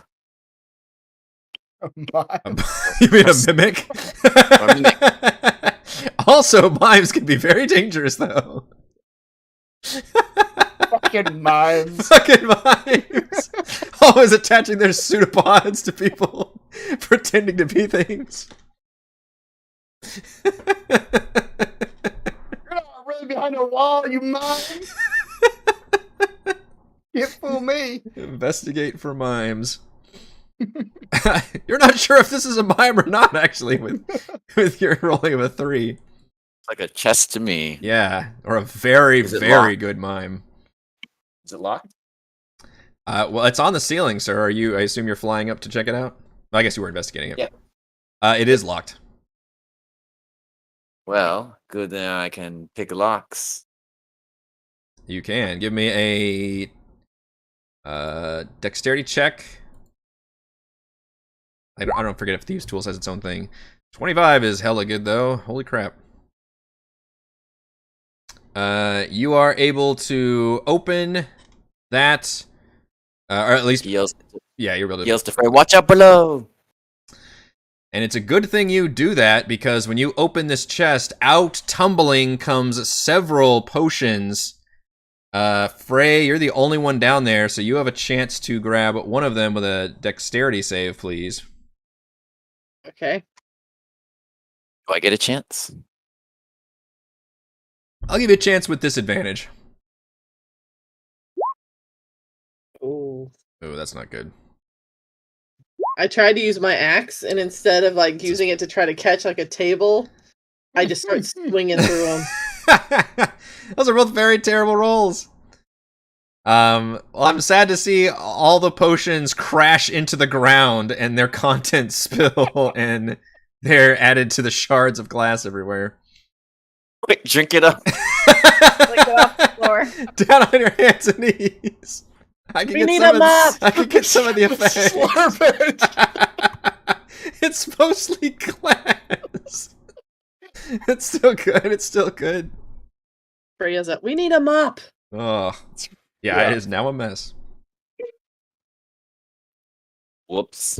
Sorry, Frey. Oh, man. Wow. Eh. That'll be something to bring up in Frostside chat. What's the potions you guys missed? Oh shit! We just dropped on the ground. All the stuff he carefully curated to put in that chest, rusting that.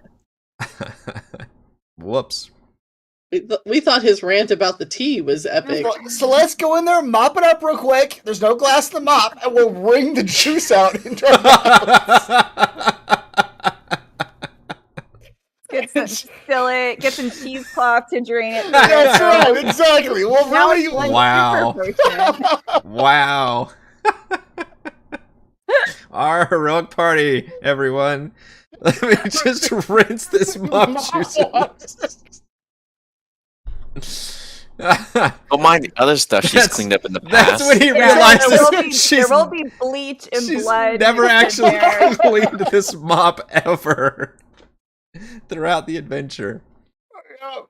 You would have about 6 different diseases. And this is how genociders made, everyone.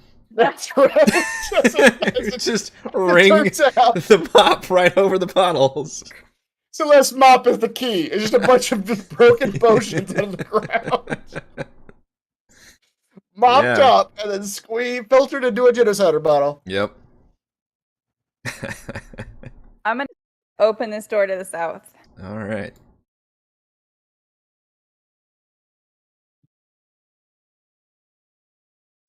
Tall bookshelves affixed to the outer wall have spilled their contents into the ceiling-turned floor. Large table lies on its side, one leg broken.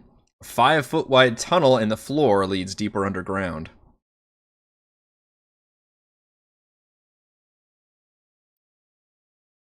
That's all just broken bookshelves and a tunnel. There's books. Lots of books. Any Yeah. books of interest? There are what look like some very ancient, dusty tomes that appear to be just in extremely weathered state, although, being underground in a frozen area, probably not the worst place to store ancient material. But they look like they would either be worth some money. Unfortunately, they're all written in an ancient language that you're not quite familiar with. But it appears to be a treasure trove for knowledge seekers, at least. One thing you do note, Celeste, is there is a hastily written note that is far more recent than anything else here, and it is written in common. And the note reads, "Have to get out while I still can. I'm sorry. Once they put you in a cage, I knew they would come for me next. We're too perfect, too whole. The device is clearly malfunctioning. Maybe it was always broken, or maybe we did something to it. But there," and the word "there" is scratched out, "we're getting worse. And there," again scratched out, "we're not stopping."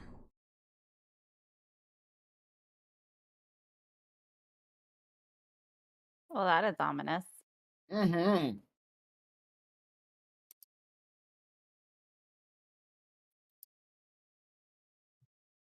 I will keep the note and a couple of ancient books if I can to see if someone is interested in purchasing those later. Sure.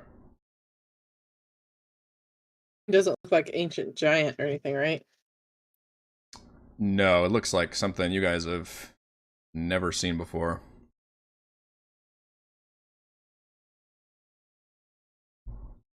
Just like the architecture in here. Yeah. Speaking of, can we tell if like the situation in these rooms is like a gravity situation, or are these is the furniture like glued to the ceiling, like attached, or is like they're like the furniture is operating on a different gravity than we are? Like if I were to like take like a book and like just pull it out and drop it, would it fall upward? You can test that theory, and no, it doesn't. Everything appears to be.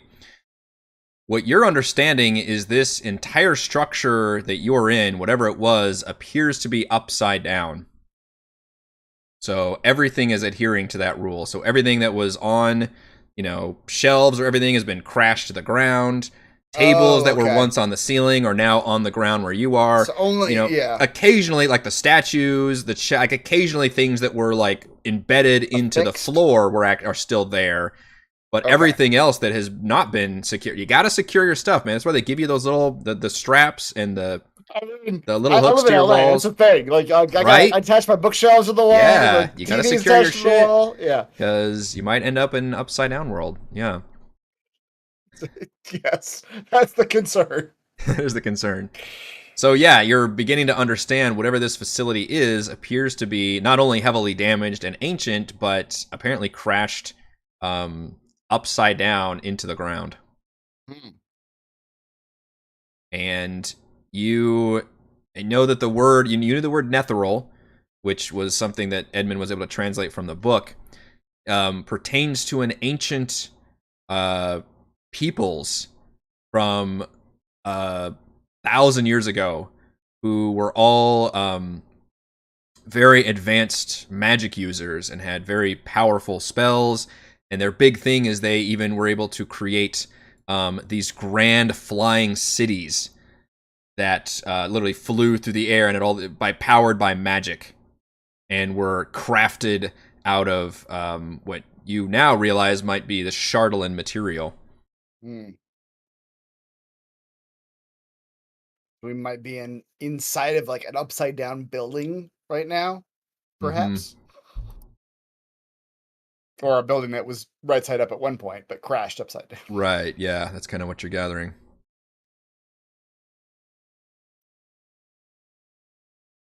There's a hole in the floor ceiling? There is a hole in the yes. In the ceiling / your floor. Yeah, there is a hole ceiling. going down, yes. Ceiling, yes. Not the ceiling floor, but the floor ceiling. Yeah. Big difference. The ceiling floor is up, the floor ceiling is down. Let's go down the up hole. I agree. Thank you for that callback. Yeah. This tunnel, and Thimbleweed, where you're at, you see that this was a normal staircase that is completely collapsed into rubble and ruin. This tunnel is not like the other one. It appears to descend into another room, and you can clearly see that room is lit down there. And it looks like it is about as high as this floor to ceiling is in this area here. So it looks like that tunnel drops about 12 feet down to the next level. Damn, this is technically an up hole that goes down. I'm trying to figure out these staircases. Oh my god.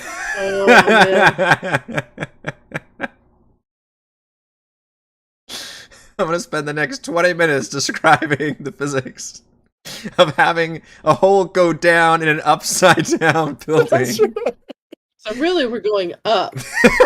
We're going up the building, Look, going down. Let me get a whiteboard and start drawing some fucking equations on there. It's just like when you go from Vegas to like Los Angeles. You're really going east to go west.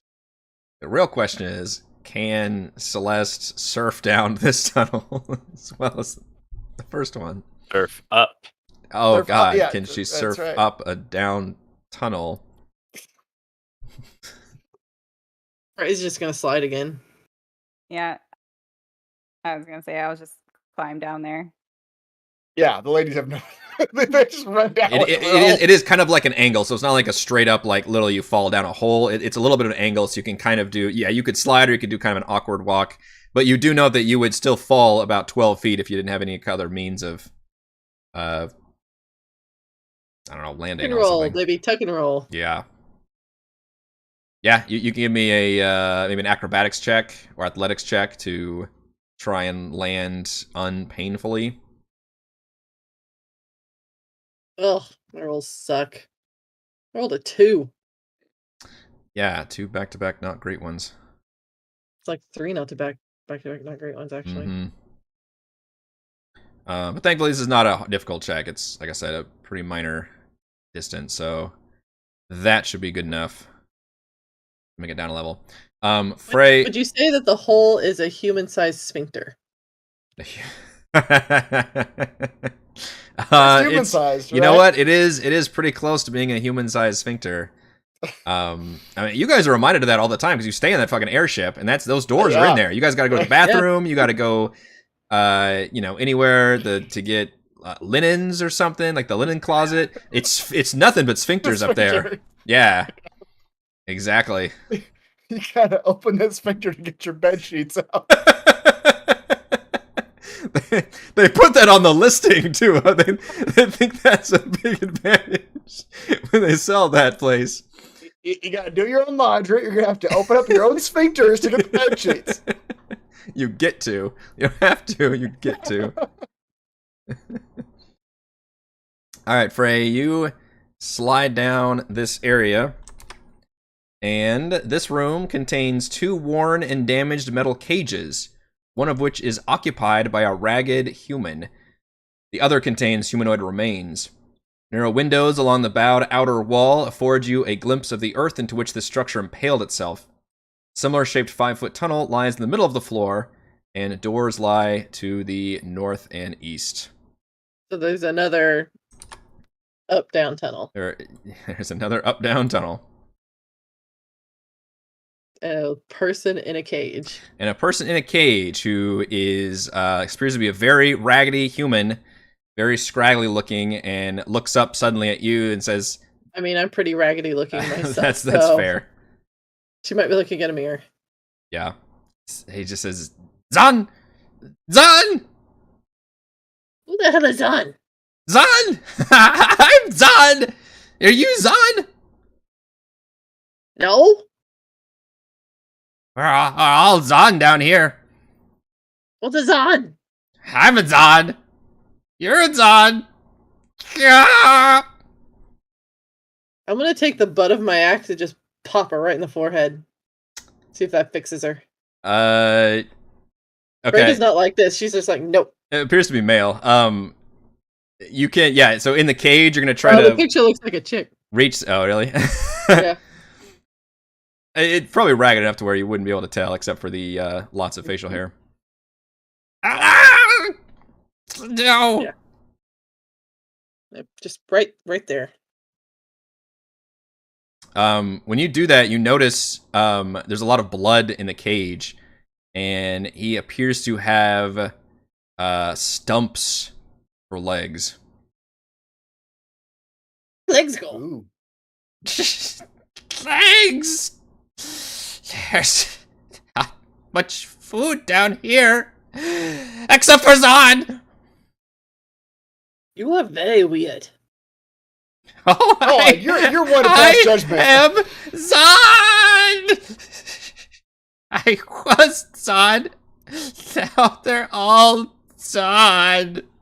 He just starts breaking down. And all of you all can hear this from above.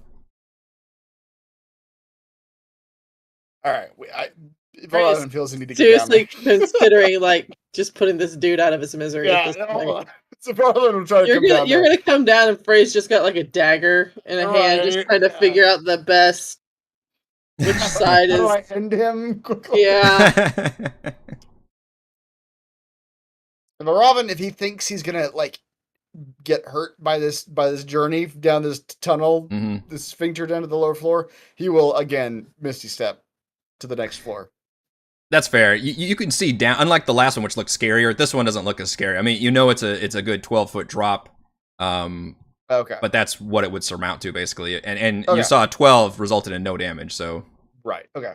you So it's feel athletics then? you feel pretty confident. Yes, it is athletics. Okay. As you land. Wow, I probably land on my ankle. Man, that is impressive. All right, you do unfortunately. If you want to Misty Step, you 4. can, but it would just No, be it's 4. fine. It's fine. Yeah, Yeah. that's what I was trying to tell you. Like, you're gonna take 4 damage from It's 10 feet down. spraining Yeah. your ankle as you come down. And then you see the same sight. This very pathetic looking, scraggly human who's just muttering. Appears to be like very bloodied and in bad shape. All right. Valravn will approach cautiously and say, calm now, my friend. We mean you no harm. Yes, calm him down. Though it seems that someone certainly meant you harm at some point. Who might that have been? John! John is your name. My name is John. Valravn Gwenetane Lonria. We're all Zon down here. I am Everyone's Valravn. Zon. You are Zon. You will be Zon soon. Told you this guy is nuts. He'll make you Zon. What does Zon mean, my friend? Zon is everyone here. Is Zon, Zon a Hound. name? It is. It's the name. It's the name. It's our name. Shh, you hear that? And you hear, very faintly, you do hear the sounds of humanoid groans and muttering from deeper down from this tunnel. Are He they just whispered- going, Zon? No, you can't. They don't Zon." appear to be saying any words. But he says, "Hey, that's they're getting worse. Is that Zon? It used to be that Zon would talk, and then Zon would talk, and Zon would talk, but then Zon talked less, and then Zon couldn't talk so well, and then Zon didn't talk at all, and got angrier and hungrier. Those are bad Zons." How many Zons are there? I don't know. He looks wide-eyed and panicked for a second. How long has Zon been in this room? He looks outside at the window and says, he looks like he's looking at like dirt piles. I don't. John doesn't know. It's always the same time in here.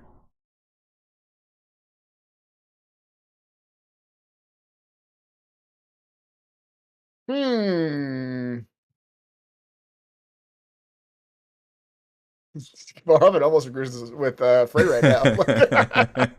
Like, oh, this guy's a lost cause. If we got some food to give him, I'll give him some food. Just some like rations. Okay. He backs up like instinct, and you probably didn't see Frey had smacked him earlier, but he backs up, and you see he's in very physically bad shape. His legs have been severed, and there's just like stumps there, and there's blood in the cage. If I see Valravn looking at that, she's gonna go, I didn't do that. You didn't have time, dear. Well, there's I always believe you. time. There's always time.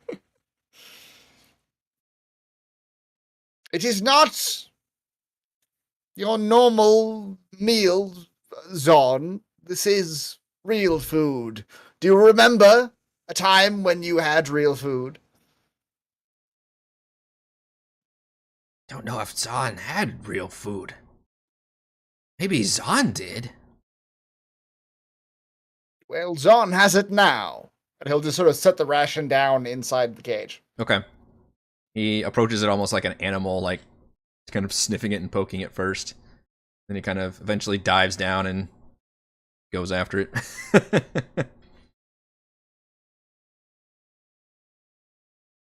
The Give me an insight check.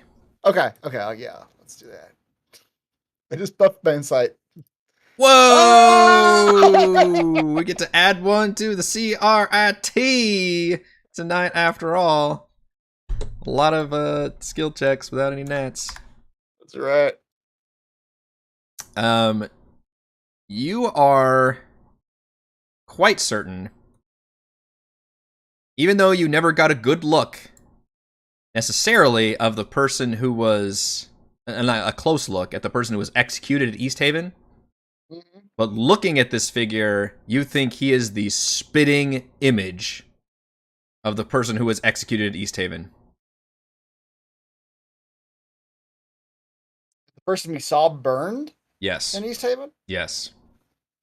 Burned. Who was what you thought identified as Dazan. Is what the others, when they arrested this person. And I think with that mystery, we're going to call it a session here. Dun dun dun. Yeah. Our MVPC, interestingly, was all over the place with the votes, but it looks like it is coming down to Edmond. I don't know why it says 2 seconds left. I assume it ended. Mhm. Hope it didn't freeze on me. Looks like it was Edmond as Yay. won the MVPC table. What did the people like? The magic items. Maybe so, yeah. Yeah. Just the impressive leveling up you had. Impressive leveling. You had a clutch flash of genius, I think, too, and you opened That's the right, chest. that's true. Yeah. Poke the chest True, open. Roll on our table, which I probably need to do another sweep of updating again to Oh, right. increase the rewards. But you got a potion of greater healing after all. Yep. Thank you. Indeed. All right, that will do it for this week's session of Rime of the Frostmaiden. Thank you to Chris, Heather, Rochelle, Raymond, and Reese for playing. Thank you to our wonderful fans for watching, and thank you to the patrons. Shouts to Platinum patrons: Joe, Will, Thomas, Adam, Stan, William, I'm Loud, Brandon, Genocider, David, Eclectic, Roleplayer Roll, Christopher, Brian, William, David, Jammin' Clams, Christina, Corey, and Koa1337. And gold patrons: RPG Papercrafts, Pretty Boy and Yuma, Marcus, Dead, Lizard Lounge, Sam, Lumpy Spuds, Jerome, Nathan, Fazica, Tortoise, Scott, Humanoid, Size Sphincters, and Stephanie. Thank you all very much for your support. Live streaming our D&D adventures every week, and we will see you next time. See you next time. Yeah, it probably does feel short because we did level up for a good chunk. That's right. Yeah. Those level up sessions are always a little shorter. You only go 3 hours when we're really over time. Well, the last session was supersized too, because it was the big conclusion and the big. He's also Yeah. taking pity on me that I have to get up at 6:30 in the morning. For the next couple of weeks, I think. Yeah, that's Yeah. for softball. Jesus.